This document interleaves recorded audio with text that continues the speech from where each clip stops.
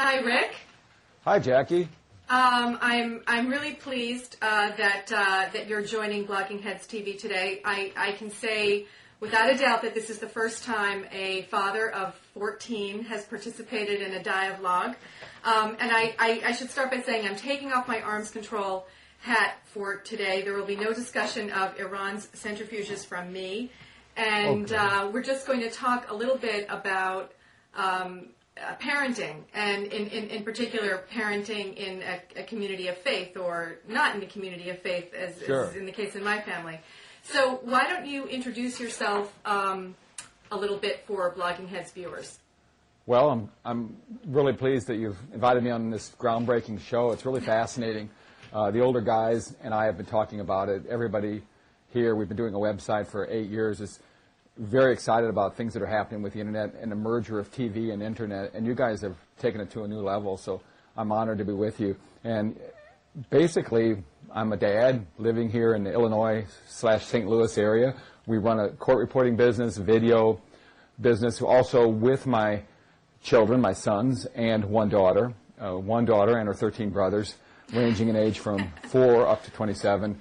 We carry out our businesses, but also on the side reach out into the community, both in a practical sense and also through the internet, through a cable, kind of a documentary-style TV show that we've been doing for 10 years in the St. Louis area. And so what we're doing merges perfectly with what you've done here with this wonderful new website idea. So what I thought would be really interesting, it would be to sort of introduce, I think that for many people, many typical Blogging Heads viewers, if there is such a thing, are probably not very familiar with the notion of raising large families, super large families, and you also have homeschooled all of your children.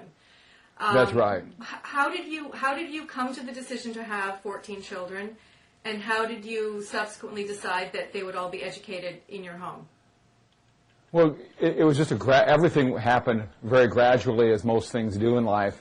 And, obviously, people often say, how can you handle 14 children? I go crazy with my 2-year-old, my 4-year-old, but they tend to forget we don't have 14 2- and 4-year-olds running around. And it sort of has its own economy. We didn't do it for this reason, but the investment pays off. The older guys began to give back into the community, so to speak. And the younger ones learn by watching, both in sports or academically and every other way. But, I have to just tip my hat to Kathy, my wife. Obviously, I couldn't have done it without her. And she is a wonderful woman. And physically, a lot of it just boils down to physically being able to handle it. We took it one at a time. I guess, obviously, we did nothing to block it. We basically, we've always liked to reduce things to their most simple components. I've always been a great lover of nature and simplicity, hiking, going out to mountain streams, and just the whole idea transferred into this. I'd like to kind of find out what would happen if we didn't tamper, if we welcomed each gift that came our way. So your plan was not only not to use birth control, but also not to take any steps, even using sort of natural family planning methods, to avoid pregnancy. Right, but we've never been on a crusade. I don't think ever that I can remember I've advocated as some sort of doctrine to have a large family or to not use the natural, ways of birth control. I mean, we're very firm about the preciousness of life in the womb, and that would include any kind of morning after pill or abortifacient, because, then you are consciously ending something that has already been conceived. But other than that, in terms of the decision, it isn't some sort of crusade. I mean, the most precious commodity is people. Each one is unique and a miracle. And basically, I just wanted to streamline my life and invest in something that is precious, that really is something to live for, something to pass down into the future. So you're not in your ministry or in your work with other people in the community. Do you advocate that others also adopt your approach to families, to family building?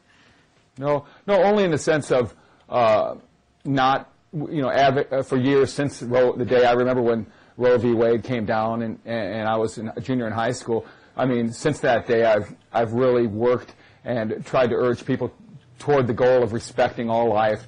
Our country has a fantastic history of, helping the homeless, and there's been, although the blemish of slavery and how we treated the Indians, I think the unborn fall into that category, and that's another issue we can talk about perhaps in some other time or later. But basically, aside from, other than the fact that all life has to be protected, no, we haven't. In fact, I would probably think that it's such a sobering thing to be a dad or a mom, as you know, with your growing brood over there. I wouldn't advocate it lightly. It's not an idea of quantity, churn out as many as you can. The idea is quality, and then if you can do it once, and you have the prototype, and you feel like you've got a flow going, and that's what happened. And then another one came along, and basically anything could have happened to stop it. I could have died. She could have died. Her doctor could have prohibited her from. She could have had to have a hysterectomy, but it just continued. Just so that if the obstetrician said to your wife, you really shouldn't have any more children now, it's just not safe for whatever reason, would you have supported her having a hysterectomy or a tubal ligation? How would you have taken the step to prevent subsequent pregnancies? Well, I think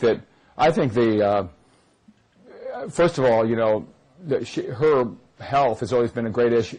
We've always had a close association with the medical community in this area. We're court reporters, and we take a lot of expert witness testimony, and we're stone's throw from St. Louis, and a lot of the top hospitals are here. We've reported a lot of expert witnesses, so we seek medical advice on everything, and we did this all throughout her pregnancies. She received top-notch care and would receive a clean bill of health after each birth and after each delivery. And actually, as the years went on, the doctors became amazed, because they would say, for example, when she's 47 now, but they would say recently, in the last couple of years, you have the body of a 35-year-old. It's amazing.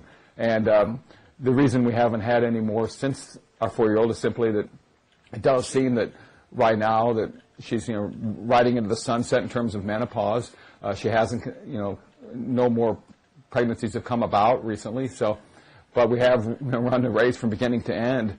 I did find out what would happen if we let it happen. I just didn't want to. I'm the same way with just nature. I just like things reduced to their simplicity, and life is precious, and it's a joy. If you're ever in the Midwest, you can drop by, but it's just a joy to be here in this community. Well, one thing that I think is really interesting about your family in particular is that you not only have 13 sons and 1 daughter, but all of your children are living at home with you. None of them have married yet, and they all are following the path that you and your wife have established for them. And I think that this is really a fascinating thing to explore, because where I live and where you live too, children make their own choices about whether they're going to do what mom and dad say. And so, well, first of all, for what would you like to say something about? I think I hope it's okay for me to say that your sons have not engaged in premarital relationship. None of them are married, and they haven't had. They are planning on being chaste until they're married. Right, making across the finish line, basically for a lot of reasons. There's the basic moral reason, just believing that God, created the awesomeness of the sexual relationship for the bond of marriage, but basically as a way to honor women and to save oneself, so that there's a history, and it doesn't mean, by the way, in our ministry we encounter many people, it's not hard to say in this culture, who haven't bought into that, and then come to a point later in life and want to repent and want to say, hey God, I get it now, I'm sorry. And I truly believe that God's forgiveness, that the sacrifice of Jesus really does wash you whiter than snow, and makes you as if you've never sinned. So in a heartbeat, someone can be. I don't think it's a matter of a perfect record. It's without God's help, none of us can escape these temptations. Being in the media for the last 10 years, there's been a stream of national and international media attention, because it was 11 now. Mary Elizabeth is 11. When she came into the world, she was the 11th child after 10 consecutive boys, and from that point until now, we've been asked to be involved with many media articles and appearing in New York City on TV, Fox's morning show, and so it's been a real joy, and just basically the. So, but I'm just still interested in sure. How many of your sons are over the age of 18? Well, we've got at least 7. Now, by the way, living here, they basically. Just a little history. We built this house together 3.5 years ago with family labor out here.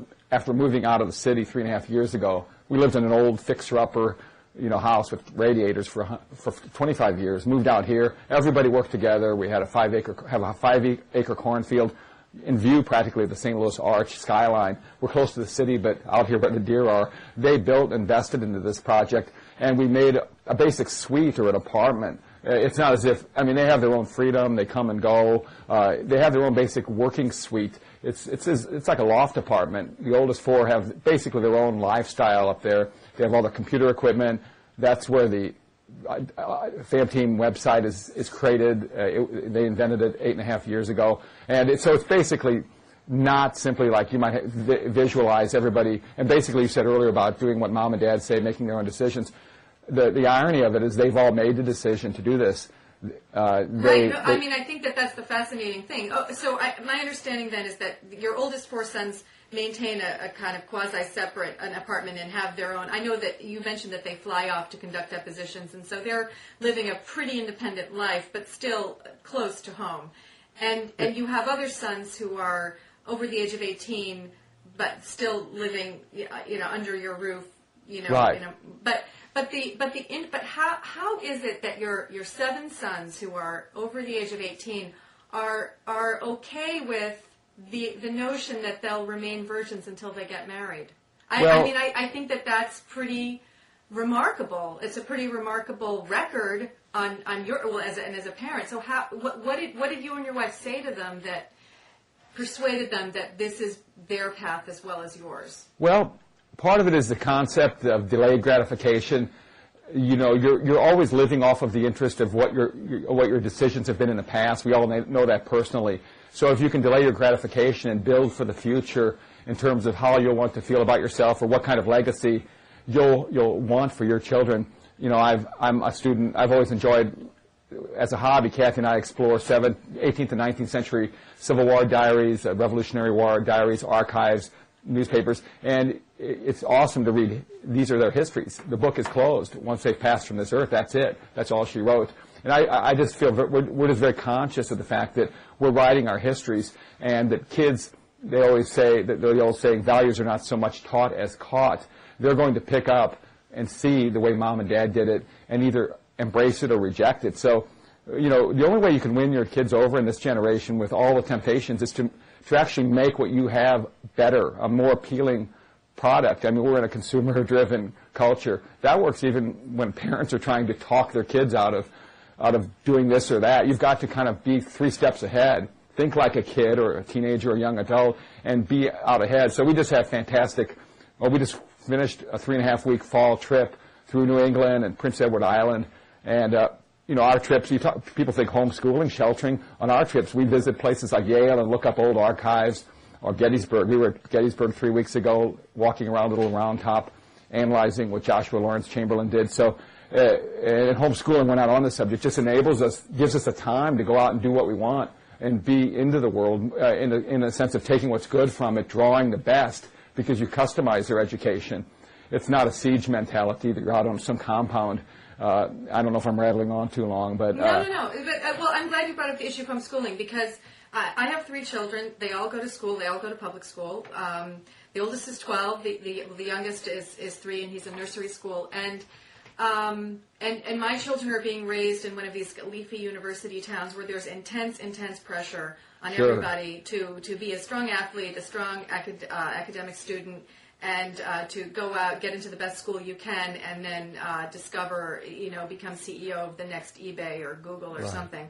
And what's interesting about the choice that you've made is that you've opted for a different route for your children, and that runs so counter to at least the world that I live in, that I find it fascinating that that you've not only chosen this approach, but it really seems to be, working out so far. So how? I mean, here's my question for you. There's a new Harry Potter book, and I know in my family for the last 3 or 4 books we've had to wait until midnight, and then you'll stand in line and then get it, and special delivery to camp, and it gets devoured quickly by everyone. Sure. What happens in your house when there's a new Harry Potter book? Well, there's nothing. It's the same principle that I talked of earlier to kind of build a better mousetrap. Instead of bashing certain things, like in this case, obviously, anybody who really reads the Bible would have a concern about the sorcery and the wizardry that permeates the good parts of that book. Obviously, she's a fine writer, but then there are constant decisions in life as parents. You can't find something completely as pure as the wind-driven snow. That can lead to kind of a siege mentality. Basically, there's not an attraction to it. I think there's enough. They know that we're staying away from things that involve the spiritual world in the sense that doesn't line up with the Bible or doesn't line up with the simple truths. I mean, the Bible does warn us that not everything has to be tested, that things that aren't of God can appear as an angel of light. But there's enough positive. We kind of have more of a replacement therapy approach to everything. It's basically to keep moving in the right direction, and these other things don't even catch up with you. There's not been one iota of interest in any of the Harry Potter books. I've never even had to address that because life is so full. There's so much excitement and so much vibrancy here for what we're doing and the trips we're taking. One of the older guys was in 41 states. I think it was last year. I mean, there's just so much life, and we're producing writings. How do you keep that out? How do you keep it out? Yeah. It's honestly, there's more excitement. I guess my other question is it really such a good idea to keep it out? Well, with these in this era of the internet, you can literally spend 1,000,000 years and not tap into even what's posted, what's available on the internet now. It's like a great repository of life. I look things up constantly. I'm listening to 60s and 50s songs, constantly listening to. The other night we were looking up 60 songs on YouTube, and I was sharing some of the greatest songs of that era with these guys. That's so funny. I did that too the other night. I was looking up. I was looking up old Joni Mitchell. And that's so funny that. Well, what I looked up, and I looked up one of both sides now, and I also looked up 17, and I want to find out what happened to these artists. For example, we enjoy what's good about, like the Mamas and the Papas, the California Dreaming. It's just a beautiful harmony. I think they had problems with drugs, obviously, but you can draw what's good. You don't have to take the whole package. It's a half full approach. Okay, so you draw the line at Harry Potter. Your kids don't read Harry Potter, but you don't draw the line at exposing them to, say, music of the 60s and 70s, even if those artists were drug users. No, I'm not even worried if they would want to read Harry Potter, but there's no interest. It's not a coherent theme. It's not. They're producing things that are. Here, they're producing we've made silent movies here with the graininess that built in digitally. I don't know how Luke does it, but we've produced silent movies. We're developing sort of a way of doing animation right here. We're doing it right here. Our eventual hope is to build like a compound or center, like an office building with state-of-the-art equipment, lighting. We have it right here in the house. We have some rooms devoted to that. But we're so excited about what we're producing. We're having creative meetings all the time. Our internet has been merging with TV. We have video footage up there and daily features dating back to the year 2000. And actually, it was when the internet was new. These guys, people stereotype homeschoolers living off in a compound. These guys made one of the first large websites, and they were out there ahead of things in the year 2000. We've done webcasts. We do 100 a year now. Well, our services that are in the home are available by webcast, and we get visitors from around the world. So they're so busy doing it, and creating and outputting that they don't have. And now I understand people in Hollywood or directors. They'll say, "I don't own a TV," or "I never have time." I now understand you're so busy pouring something out or creating that you really don't have a lot of time. There's a lot of reading that goes on here. And we have DVDs of all the classic movies. We watched 100 movies this last year. and these guys rate them, and now they're going through a thing of rating them by a 1 to 5 system. So we just have a lot of fun here, you know. Okay, so what I'm hearing you say is that your children are creating and doing, and they're not just being passive recipients of popular culture. And, right. And I think that a lot of people in the so-called media elite would really endorse that and find a lot of common ground with that. Plenty of parents in Princeton, where I live, don't turn their TV sets on and sort of do, you know, discourage their kids from overindulging in kind of the crap popular culture that, you know, animates most cable TV stations. But I guess I guess my approach as a parent, and I guess this is maybe the one way in which it differs from yours, is that I want to expose my children to everything, as it seems you do. You know, you're you know, I think we would agree about that. But I think I'm also interested in exposing them to things that maybe aren't consistent with my worldview. And I'm wondering to what extent your children get exposure to things that are inconsistent with your religious beliefs. Oh, sure. Go ahead. You finished? No. So, well, I mean, so what do you do? What do you do when if your 21-year-old son comes to you and says, "Dad, I want to go see this new movie that's out. I can't think of one off the top of my head, sure. but that you know wouldn't really be, say, a movie that you would endorse." Right. See, that's sort of what I'm getting at. You're saying that just doesn't ever happen. Well, actually, very rarely, maybe 15 years ago, but there's been now such a flow, and even then very little. We from little on, we've always known that the only way we're ever going to win our kids over, in the same way, if you're going to win somebody you're courting, or in a man-woman relationship, or win the culture, so to speak, in anything, you're going to have to radiate something. You're going to have to. We all know this from politics. I think both parties realize that negativity doesn't sell. You know, we have these little graphs that people hold during the debates. You see the line plunge when any candidate goes negative. We realize that you can be right to turn people off. So to win your kids over, just like winning the culture over, you're going to have to do it better. And so we've tried to make the home a vibrant place to be and an exciting place to be. And honestly, there's so much excitement and flow. I mean, it's probably hard to convey, but there are 16 people living here, most of them, half of them adults. We're constantly taking walks at night, having creative meetings. We play ball together, but yet, as a team, my oldest 9 and I play in 80 games a year. And we play against tavern teams and casino teams, and these guys get a lot of respect because they really kicked around a lot of teams. We won first place in one of the leagues, and there's a lot of respect in the community. We're out there.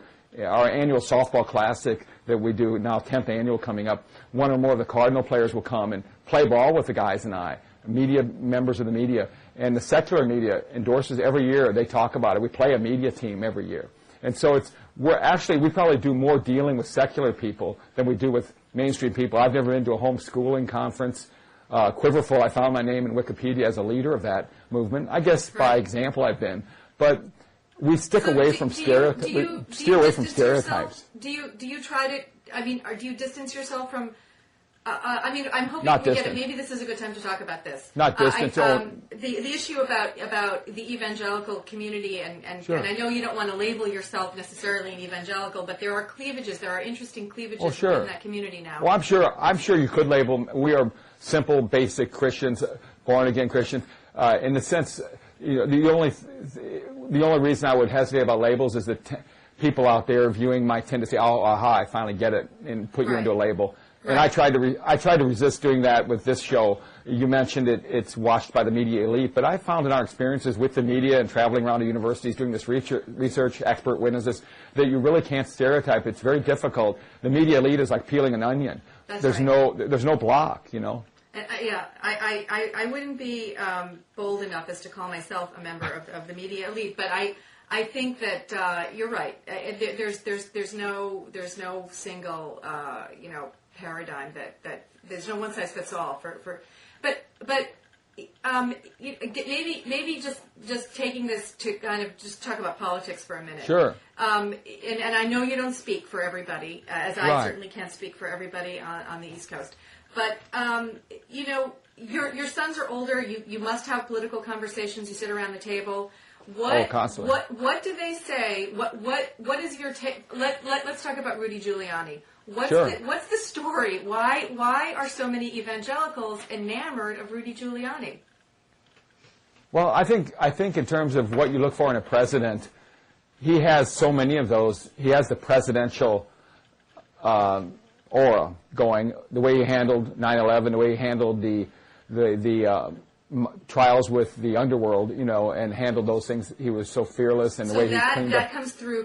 That comes through to people. People respond to the sort of, some people call it the daddy. That after night we need sort of a strong daddy Right. figure. That's what you're picking up. And also, I mean, I would have real trouble enthusiastically, voting for him because he's not pro-life. I do think, though, I realize the shifting, the positioning, the packaging that goes on. You only have two parties, and you each have to try to get that 51% margin, as we saw in the year 2000, and it can be a razor-thin margin.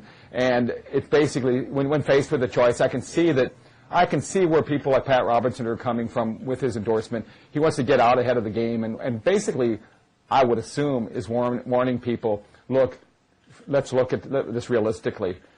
The only way we're not going to have a President Hillary or Barack Obama is Rudy. He's the only true candidate that is going to appeal across. He's from New York.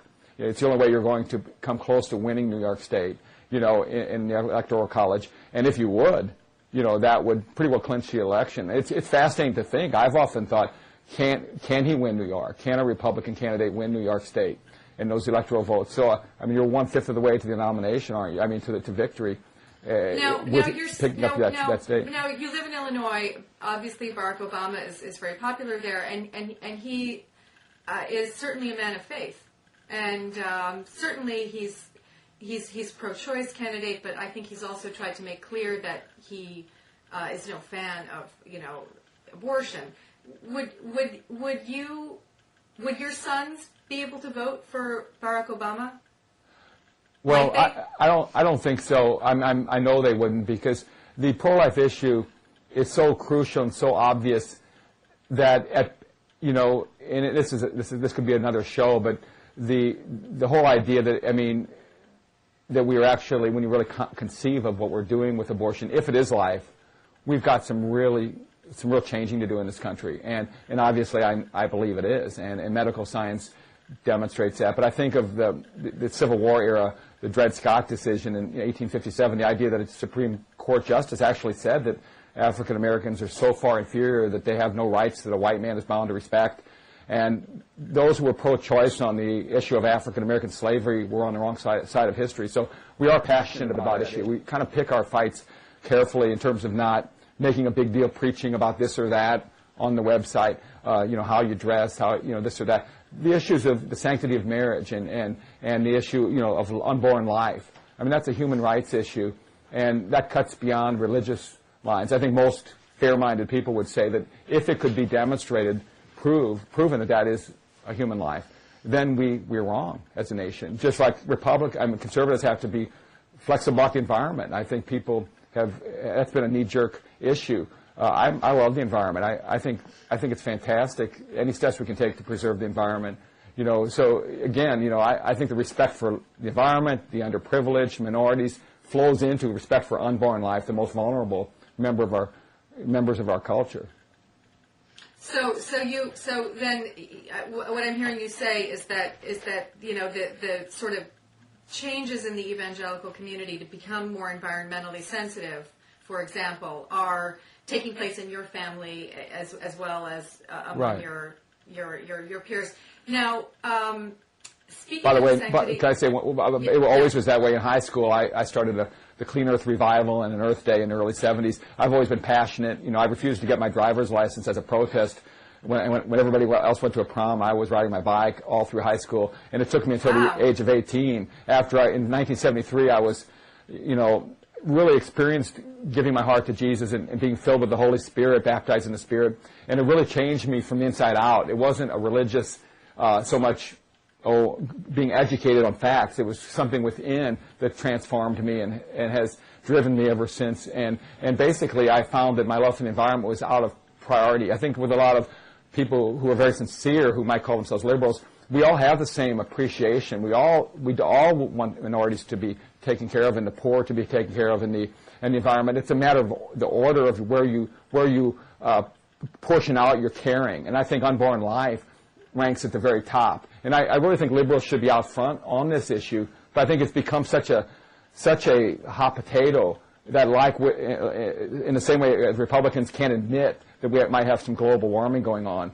a lot of liberals can't admit, even if they're privately squeamish about abortion, they don't have anywhere to go with it, with those concerns. We all just have to be honest and seek truth and adjust our positions accordingly, I think that many liberals are honest about squeamishness about second or third trimester abortions in cases when the health of the mother isn't endangered. Sure. And I think that the number of those procedures is actually quite small. I'm not sure that pro-choice individuals like myself, I certainly don't want to wake up in a world in which abortion is criminalized, and I'm not so sure that everyone in the pro-life community also agrees with overturning Roe v. Wade in a way that criminalizes. I mean, are there any circumstances under which you would consider abortion a reasonable alternative? I mean, everyone will bring up the case of the 11-year-old incest victim. Well, I mean, sure. What do you do in an extreme situation like this? Well, I still think you have to go to objective truth. I think that the pro-choice argument is almost a wish. It's almost like saying, I wish, this, at its simplest terms, it's like saying, I wish this pregnancy had not happened. And it's right. breaking the rules. It's saying, under these circumstances, I decree that this, whether it's a life or not, we can't even look there. We can't look at the objective evidence. We perceive a situation in which that, whatever it is, has to be ended. Well, the very fact, of course, that we have to end it proves that it's a life. And, in retrospect, the issue of slavery is so clear to us, and yet it was so fuzzy to people then that somebody who was a pure pro-lifer in the sense of protecting the rights of African Americans was considered an extremist. Lincoln had to run more as a centrist candidate. William Seward, one of the who was vying for the 1860 nomination, was an extremist on slavery, on abolishing it, as I might be on this, because I think it's black and white. If it's life, you can't kill it. If it's life, it's still my grandson or granddaughter. If my daughter is raped, I would still be ending two evils don't make good. I would still be ending the life of my unborn granddaughter or grandson. And I think the life of a mother is the only exception when it's demonstrated truly that literally a tubal pregnancy or something like this. But if it's objectively alive, just like we protect criminals, known criminals and murderers on death row, we respect their lives. We protect them.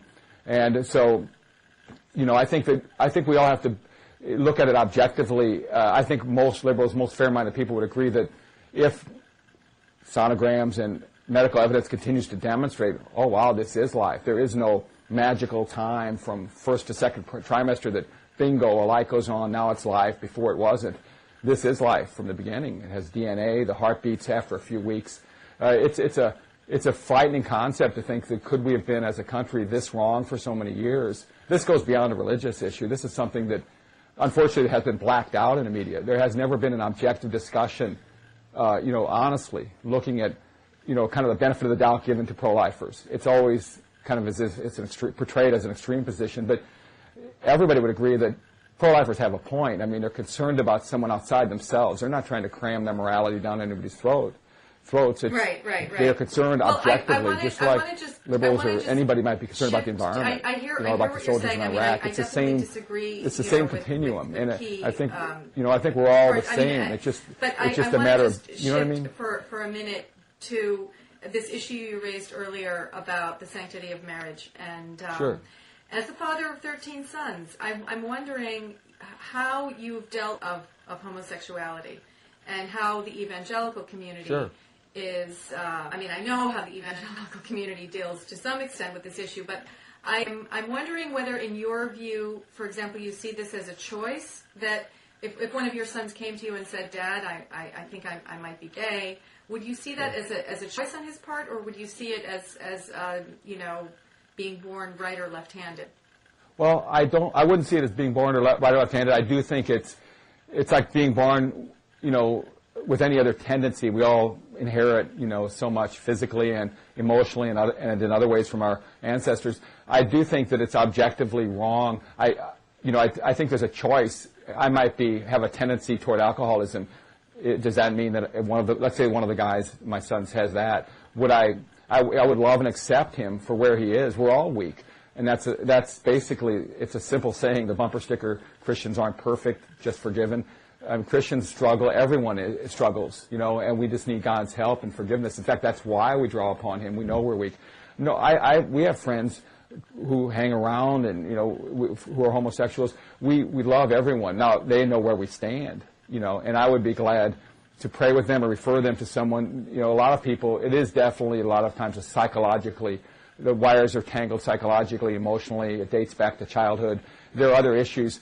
I think those can be fixed and healed and restored. If nothing else, someone can choose to live a celibate life. Just like if one of them came to me with a hankering toward pedophilia, it would be very distasteful, but I would love him and try to steer him away from it. So, basically, any tendency or trend, can be present. But basically, our whole ministry and the way I approach the children is positive, to try to love and spend time and kind of earn the right to have people ask you what you think, not to try to pound it into their skulls. They're going to have to respect it enough to want to draw you out and ask you for help. At some point in probably the not too distant future, maybe you and your wife are looking for grandchildren. I don't know.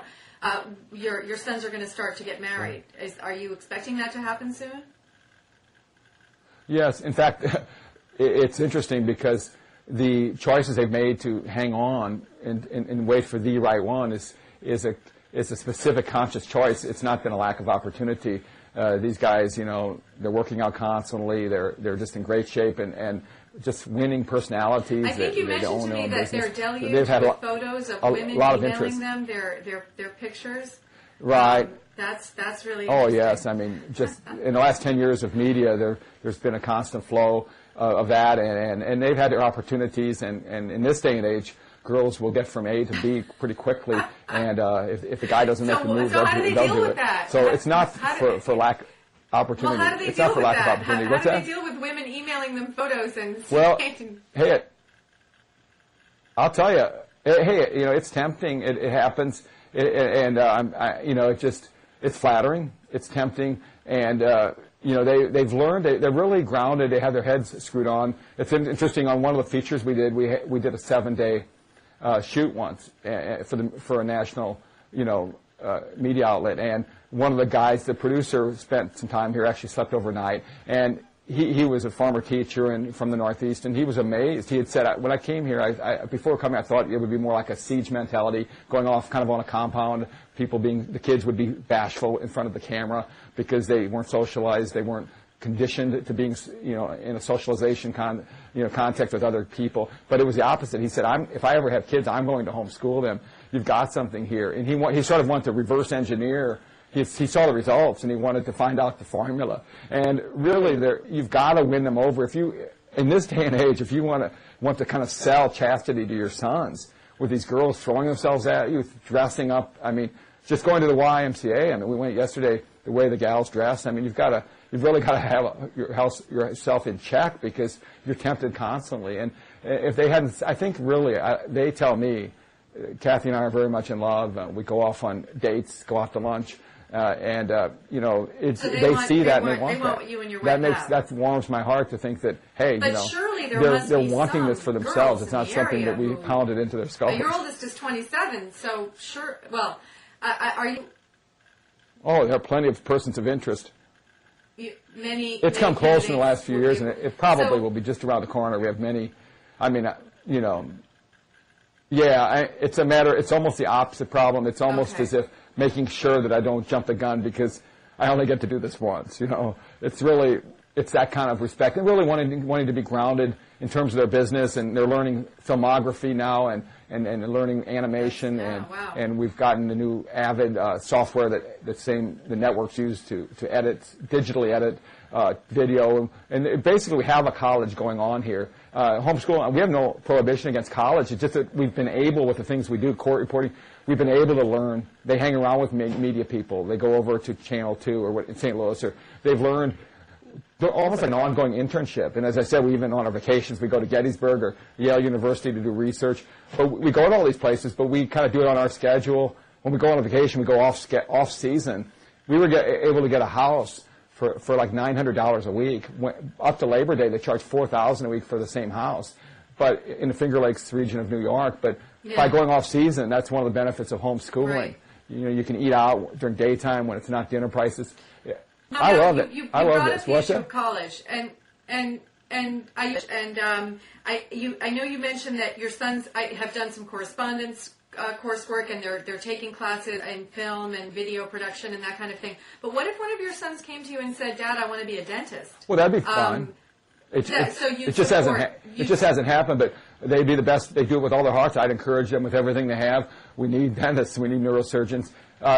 With all of our deposition work, we take a lot of, we do video and report a lot of testimony of expert witnesses. So there's been a great exposure to the medical field. My grandfather was a doctor, but we're just a stone's throw from some of the best hospitals in St. Louis University, Washington University, Barnes Hospital. So obviously the opportunity would exist. They would probably still want to live here to defray the expenses, and they would probably just go there long enough to learn what they had to learn to do surgery, to do brain surgery, but still not get caught up in the spring break culture and the whole taking it easy, floating through college. Because, a lot of times you wake up and you're 28 years old and you really haven't been exposed to anything but that college. Ironically, the way we're doing it here, I mentioned one of the guys has been on the road for 41 states in 1 year. We actually can do more. Like, we have a 72-hour day because we're cutting through the fluff, I guess the one thing I wanted to ask you about before we wrap things up for our Thanksgiving, to get ready for Thanksgiving, is eventually your children are going to grow up and establish their own families. I'm assuming that that's your hope. You want them to go and establish their own families. Sure. In fact, I can't wait. Yeah. Well, I'm excited for this next era. Are you expecting your children to do the same thing that you and your wife have done in terms of no family? Are you expecting them all to go do what you've done? Well, for one, really all we've done is sort of get out of the way and let God do it in terms of welcoming children. And then I would say that after that, if someone would hang around here, we have to actually. There are so many opportunities. Everybody growing up, everybody wanted to be at our house. There's so much life going on that each one is so different. One of them is extremely good at fixing software and fixing machines. Another designs web pages for area attorneys and businesses. He did ours. That's Luke. And Luke and Paul are just excellent with video setup, doing our show that we've been doing for 10 years, editing. So really, they're so diverse. It's not any one. They're really love. I'd say love and the flow of life, a love for life. But I have to say, Rick, I did the math, and if each of your 14 children has 14 children, you'll be the grandfather of almost 200 children. Is that sustainable? Is that realistic? It takes a lot for what happened to us to have happened. For one, Kathy and I had to marry. I was 23. We had to marry when we were young. I'm 51, going on 52 now. She and I both had to stay alive. We had to stay married, not divorced. We had to physically everything had to work right. Mm-hmm. And the kids had to survive. A lot of things had to happen perfectly for us to reach this point. Whether that same wonderful, confluence of factors will happen with them, I can't predict. But we're so busy living in the present. I trust the future to them and to God. It's just, the experience of being a Christian, as I said in our pre-talk, isn't a religion, it's a relationship. It just infuses you with life and love and forgiveness and excitement, and it's not what people would stereotype Christianity to be. And to me, I just want to turn them loose, like letting go of balloons, hot air balloons, or just letting it soar into the sky and see what happens. I'm not going to be here forever. They're going to take the baton and take the next relay lap of this race. It's already happening. They're making a lot of the decisions in terms of the businesses here and the ministry and the website. I have to ask them how to use the cameras. They're basically it's already into the next generation. It's already moving.